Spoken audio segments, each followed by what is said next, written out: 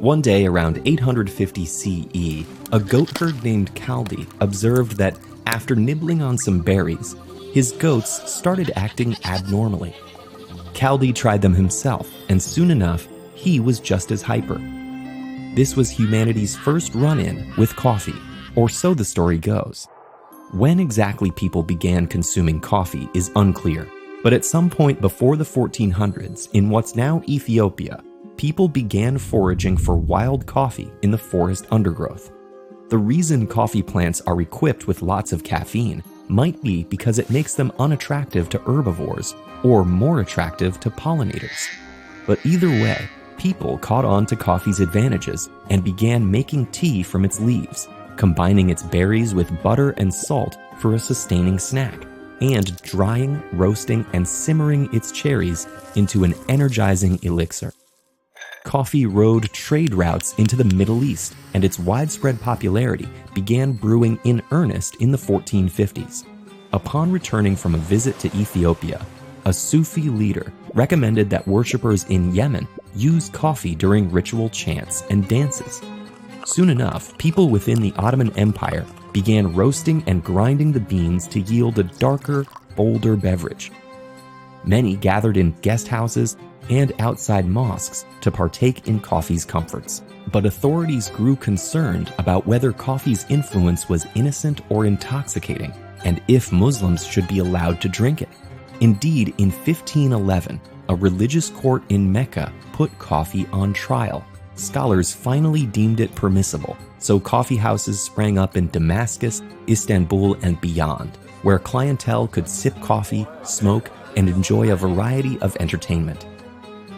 By the late 1500s, people in Yemen were farming coffee and exporting it from the port of Al-Maha, which became known in other parts of the world as mocha. But coffee was eventually transported or smuggled into India and soon took root in Java and beyond. Meanwhile, the Ottoman Empire introduced the stimulating substance to Europe. Central London's first coffee houses opened in the 1650s. By 1663, there were more than 80, and despite King Charles II's attempt to ban them in 1675, coffee houses kept simmering as social and intellectual hotbeds.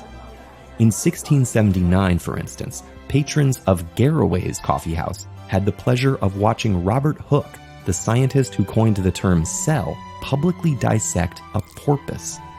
In France, people began mixing coffee with milk and sugar, and throughout the 1700s, Paris's coffee houses hosted Enlightenment figures like Diderot and Voltaire, who allegedly drank 50 cups of coffee a day. Granted, these were likely small servings of comparatively weak coffee, but still impressive. Meanwhile, European empires began profiting off coffee growing, establishing enslaved or exploited workforces in Asia, Latin America, and the Caribbean.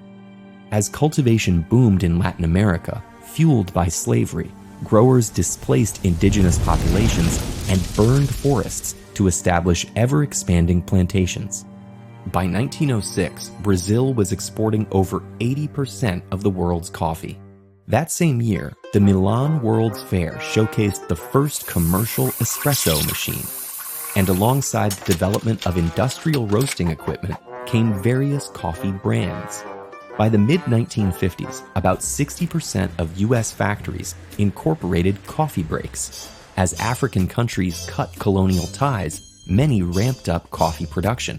And coffee drinking also later made inroads in East Asia, especially as canned, pre-prepared beverages. In more recent decades, specialty coffees with an emphasis on quality beans and brewing methods grew popular and propelled farms in Central America and East Africa. Yet coffee workers worldwide continued to endure inhumane conditions and insufficient compensation. This motivated certification efforts for coffee production that met ethical standards, including minimum wage and sustainable farming.